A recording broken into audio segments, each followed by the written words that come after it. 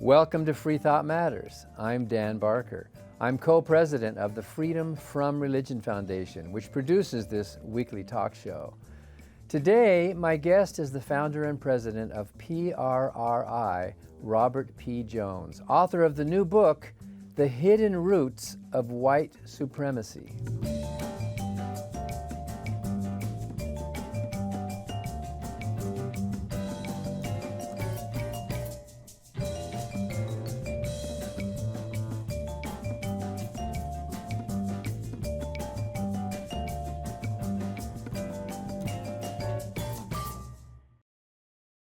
The Freedom from Religion Foundation, which produces Freethought Matters, is the nation's largest association of free thinkers. That's atheists, agnostics, and other non-believers. We invite you to join us in our vital work to keep our secular government free from religious influence. Become a member at FFRF.org or ask for a complimentary copy of our newspaper, Freethought Today. Freedom depends on freethinkers. Watch prior episodes of Freethought Matters on FFRF's YouTube channel.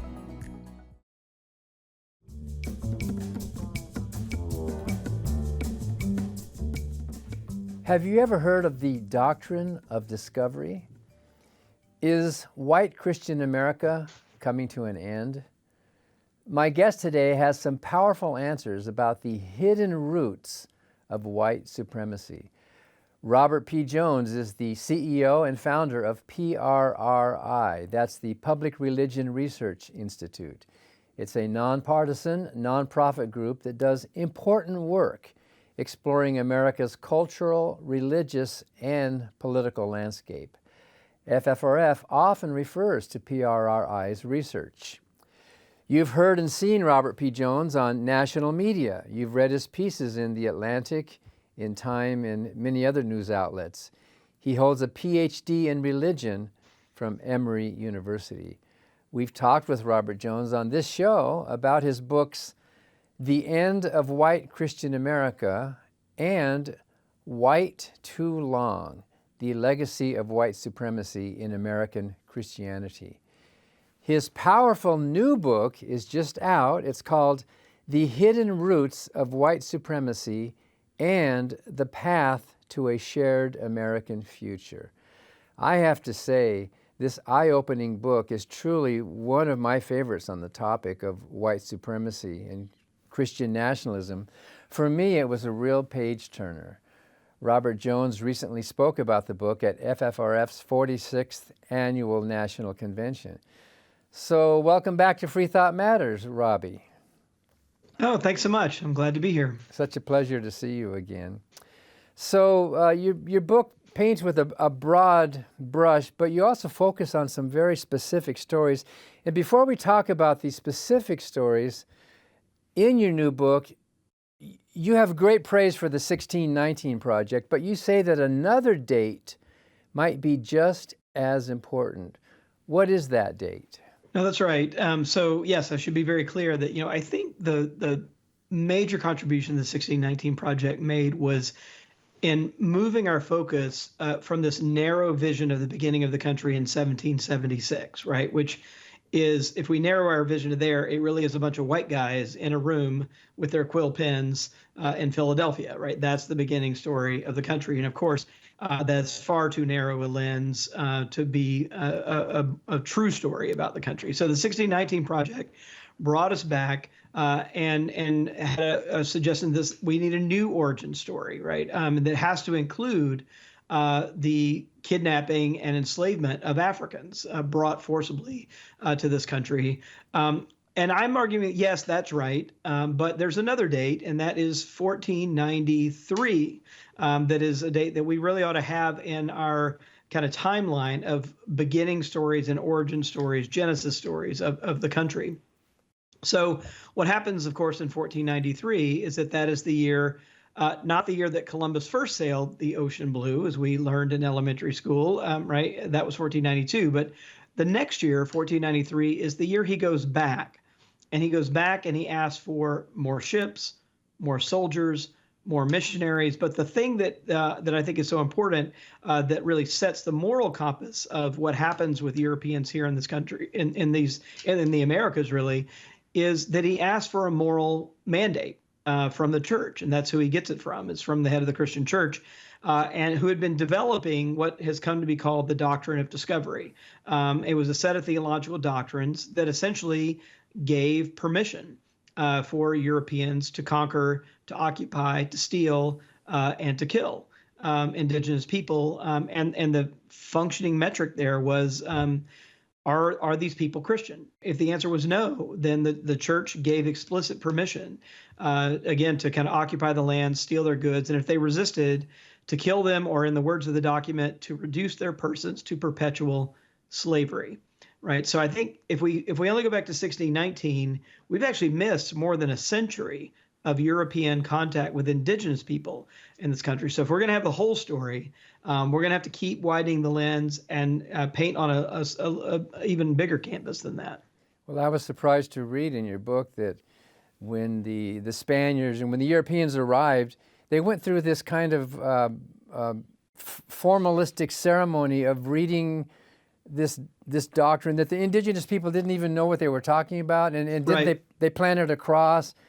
Did that happen it happened in South America as well, right? That's right. I mean, and we've all seen these paintings, whether it was Columbus or De Soto or these Spain, Portuguese explorers that are landing on the shore. The ships are in the background, right? And they're all kind of dressed in their finery, and they are usually doing a couple of things. They've got weapons, but they're usually planting two things: a flag in the ground and a cross in the ground. And those were not accidental things. Those were actually ritualistic, very intentional ritualistic acts designed to make a legal claim to the lands that they had just barely set foot on.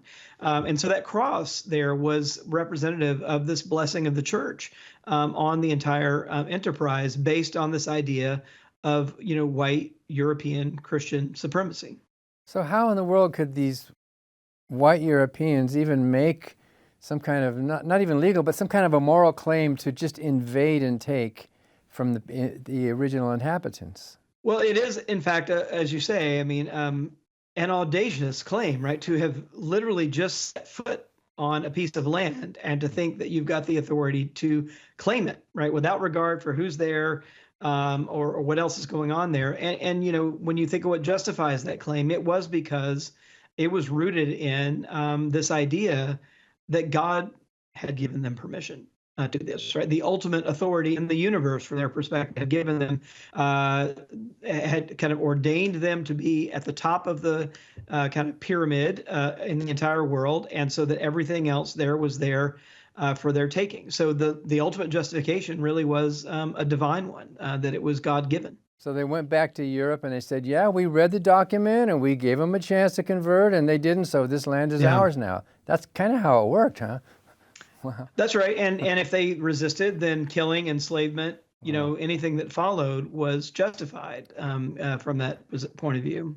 So you write that history books have pretty much ignored this doctrine of discovery, and that the doctrine of discovery is still continuing to infect this promise of a pluralistic American democracy. Is it still having its talons into our democracy today? That's an important question. So it's one thing to say, oh, there was this 15th century set of doctrines that set the moral compass for people, in the 1400s, but it's something else to say, like, and that still has effects today. But my day job, I wear a hat of a public opinion researcher, and we actually set out to figure this out, like how much is this still with us today in the United States? So we ask a question straight out of the doctrine of discovery, the central tenet of it, and we basically said, do you agree or disagree with this statement?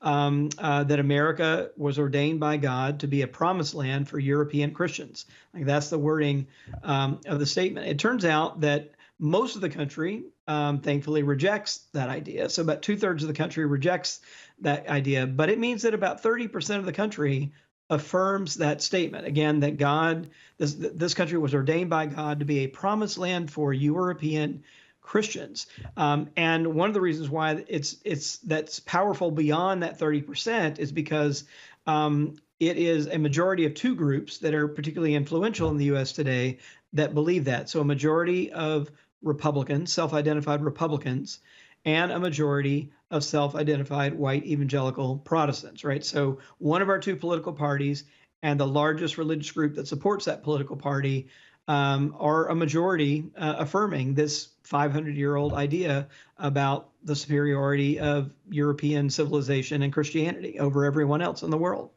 So a lot of modern white Christians still kind of have that in the back of their minds. This was our country. So it's not that far back. I mean, I think even words like manifest destiny, a city set on a hill, America as a new Zion. I mean, these are all words in the American lexicon that are built straight out of this doctrine. So your book paints that big picture, and it's amazing what you do in the book. But then you focus in on three specific stories. Of course, you could have picked maybe 100 others, but you picked three specific stories, including in Mississippi, where you were born and raised in a white Southern Baptist culture. And you write that you were surprised that you had not heard about Emmett Till. When did you learn about Emmett Till? Right. It's amazing. So I grew up in Jackson, Mississippi. And it wasn't just Till. I mean, it was also, my driveway growing up was 9 miles from the driveway where Medgar Evers was assassinated in Mississippi. Never heard his name growing up. I had very little awareness of Emmett Till. The main name I knew was Martin Luther King Jr., right? Because we were celebrating a national holiday. But in Mississippi, by the way, King's Holiday was celebrated alongside Robert E. Lee's birthday in my home state, and still is today. So these names were not in circulation. They were not really covered in, like, I had a whole, course in 8th grade on Mississippi history and civics. Weren't covered, in there. So when I graduated, from 12th grade and graduated at the top of my class, armed with all the knowledge that the state of Mississippi's public schools thought I needed, these names and this history was just not a part of my consciousness. So briefly, what's the Emmett Till story? Yeah, well, briefly, I mean, it's remarkable because the world knows the story, right? And yet, in the local context where it happened, there was a kind of intentional suppression of the story. But it is, Emmett Till was a 14-year-old African-American boy who was down visiting just for a few weeks. His family lived in Chicago.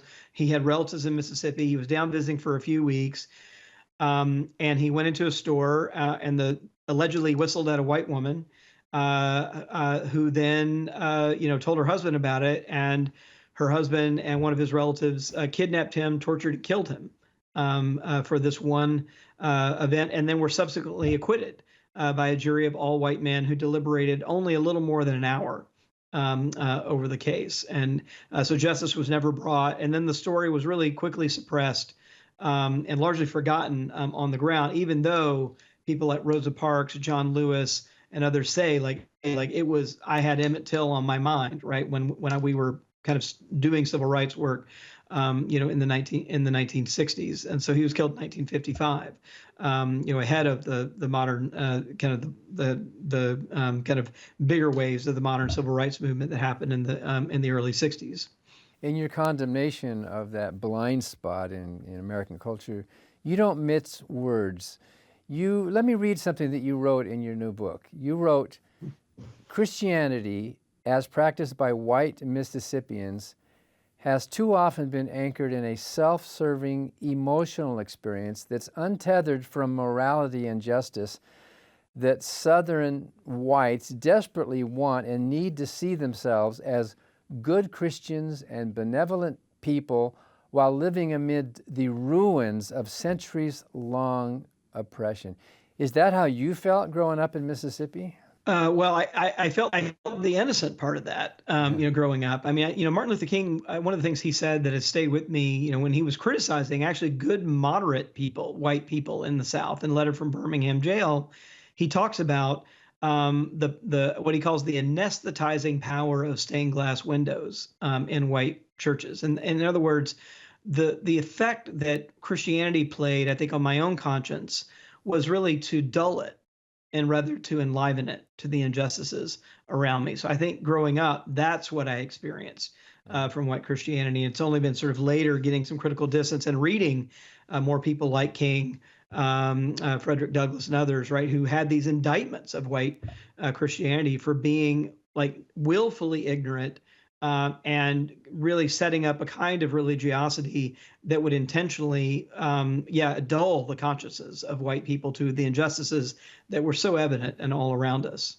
So in your section on Mississippi, you tell the story about the racism, but you set it up by explaining the land that it was all happening on. You go back into the history of the indigenous people, and you write that every state in the country has this similar legacy of white racial violence.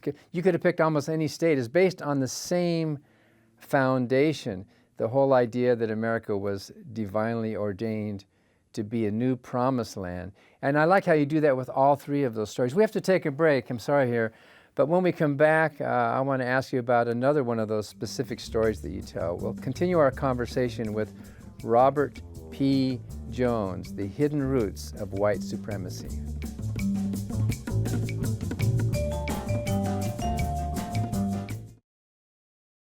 Hi, I'm Ron Reagan, an unabashed atheist. When I first recorded that commercial back in 2014, being openly atheist in America was still fairly uncommon. Today, the fastest growing religious group in the country is the non-religious, especially among the young.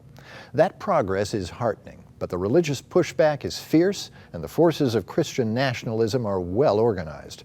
Our progress won't continue unless we work together so that reason and our secular constitution will prevail. That's why I'm asking you to join the Freedom from Religion Foundation, the nation's largest and most effective association of atheists and agnostics working to keep state and church separate, just like our founders intended. Please join the Freedom from Religion Foundation today. Ron Reagan, lifelong atheist, not afraid of burning in hell. I'm Patrick, and I'm an out-of-the-closet atheist. 9 years ago, I saw Dan Barker debate Christian apologists at the University of Wisconsin. They were discussing the resurrection of Jesus and whether or not it was true. At the time, I was Catholic and was very convinced Dan was wrong and that, in fact, the story was true.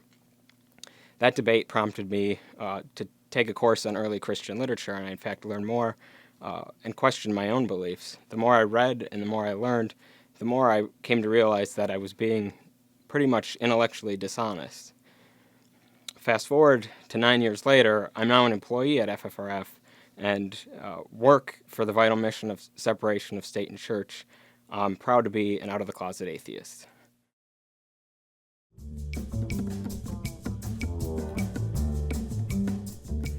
Welcome back to Freethought Matters. We're continuing our conversation with Robert P. Jones. He's the CEO and founder of Public Religion Research Institute, talking about his new book, The Hidden Roots of White Supremacy and the Path to a Shared American Future. Robert Jones gave a powerful talk at our annual convention in Madison, Wisconsin in October. Let's look at a little bit of that talk. By 1619, the European interactions with indigenous people in this country were more than a century old, right? More than a century of interactions by that time. So I'm going to argue that we have to really take it back, and I'm going to argue that we need to take it back to, and there's nothing magic about this date, we could pick other dates, but at least, if we're thinking about the kind of most proximal place to take it back to, at least to 1493, right? Not 2, but 3. And why 3? So, we all learned, I think, some version of Columbus sailed the ocean blue in 1492, and kind of an early rhyme in elementary school. But what's important about 1493? So what happens in 1493 is Columbus returns, right? And he returns, and what does he do? He says, well, I want to go back, and I need more. I need more ships. I need more soldiers. I need more missionaries. Like, we all kind of got the concrete piece of this. But the other thing that I think is often missed our radar, and I think I'm going to suggest is very important for us, is he asked for a moral mandate for what he was going to do, right? For the whole colonial enterprise. And who does he turn to get that moral mandate? Well, he turns to the head of the Western Christian Church. And that was a great speech. In fact, we should have brought more books. We brought a pile of Robert P. Jones's books to sell, and they all sold out right there at the convention. You're giving us this broad canvas, but you focus on Mississippi, the Emmett Till story. You also focus on Tulsa, the riots and the massacres there, but also about Duluth. And I'd never heard this story before. And can you tell us what happened in Duluth, Minnesota? Every state in the country has these stories of mass white racial violence, often justified, mitigated by kind of explanations that are connected to this idea of white Christian supremacy in the country. But in Duluth, I wanted to tell the story in Duluth, one, because it's not that well known, as you say, but also it's also a far north state, right? So it's important that we realize that, like, this is not a southern story. It's not a kind of conservative state story like in Oklahoma is a very conservative politically state, but it's an American story. So telling the story in Minnesota is important for that reason. But in Duluth, essentially what happened during a time when there were lynchings going on all over the country in the 1920s, a very similar thing happened in Duluth in 1920.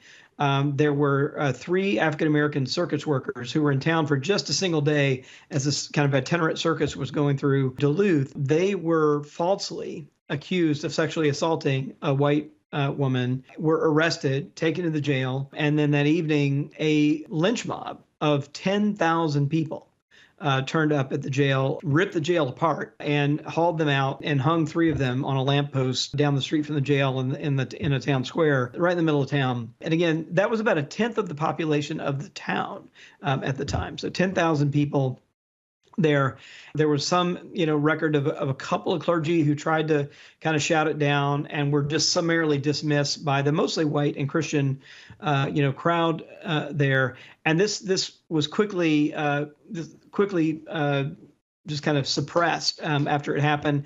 No one was brought to justice for it. And then it wasn't until about 30 years ago that there were some real efforts to tell the truth about what happened. And it was an African-American man, a Latino woman, and a white woman who came together and said, you know what, we really have to tell the truth about what happened here if we're going to heal kind of the racial divisions in the country and provide a foundation for us to do something better in the future. So in 2003, they became one of the first communities actually to have a public memorial to the victims of lynching.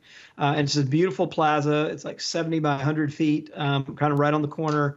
Has images of the 3 men, and then all these kind of quotes about the importance of tolerance against bigotry and prejudice all around the plaza as you kind of slowly walk through it. It's quite a moving experience to be there. That they established again. This is now 20 years ago that they established this memorial, and it has functioned since that time as a gathering place for Martin Luther King Day celebrations, for protests against racial justice, like during the Black Lives Matter movement over the last few years, and the like. And that's something that I think has been a very healthy thing for civic space in Duluth. Well, one of our legal fellows, Sammy Lawrence, was giving a talk in Duluth earlier this year.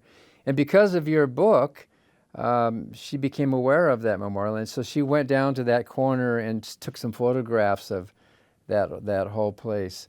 So are memorials like this a good step towards healing?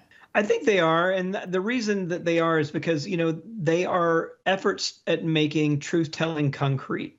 Literally, built telling the truth in granite and bronze, I think is really important. We've, of course, in this country had plenty of examples of telling lies in granite and bronze with Confederate monuments and these tributes to the lost cause of the Confederacy that are all over the country. But I think this time of reckoning that we're at today is really flipping the script, and it is about establishing a more truthful history and doing it in a permanent way that'll be there for generations. So I think it's certainly not the whole effort. It still raises questions of injustice, reparations, what is now due or owed. Those questions are still open ones, but I do think it is a really solid and important first step. And the subtitle of your book is about a path toward a shared American future. You offer us some hope. And you write that in the last couple of decades, this narrative of a Christian nation has experienced some real shocks. So what are those recent shocks to this narrative? Well, I think it's easy to look at the headlines and get pretty depressed. Seeing book burnings, attacks on what's being taught to our kids in school, bans on teaching of African American history and the like. These are grabbing the headlines all over the country, and there is no doubt that effort is there. But I actually see that effort as it is a backlash, right? And so if you ask, like, why now? What's going on?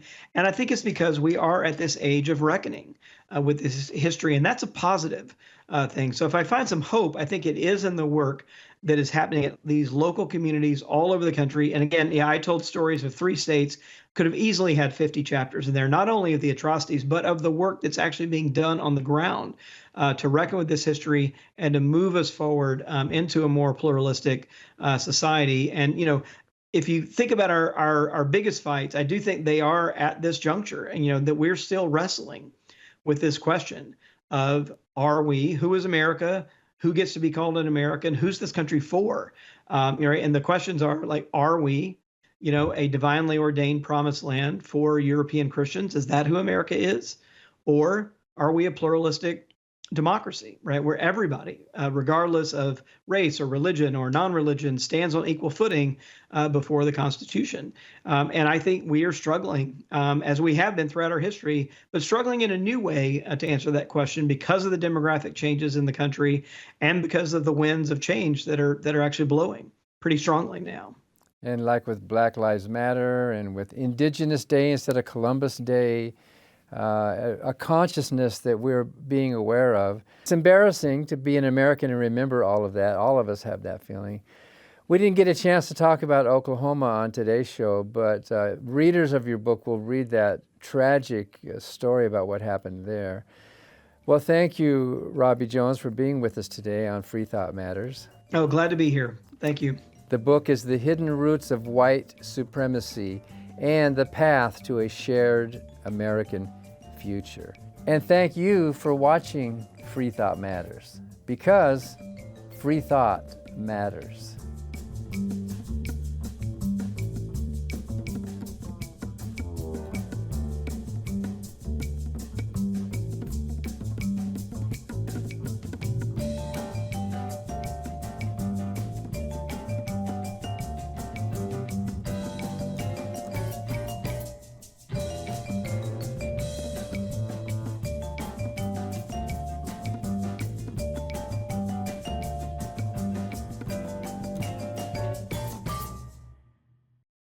Hi, I'm Steve Pinker. In my book, Enlightenment Now, I show that the world has become a better place as reason has been overcoming superstition and tribalism. But the values of the Enlightenment are under attack. That's why I'm a proud member of the Freedom from Religion Foundation, the nation's largest association of free thinkers working to keep state and church separate. Please join me in supporting the Freedom from Religion Foundation to ensure that our government is driven not by religion, but by reason.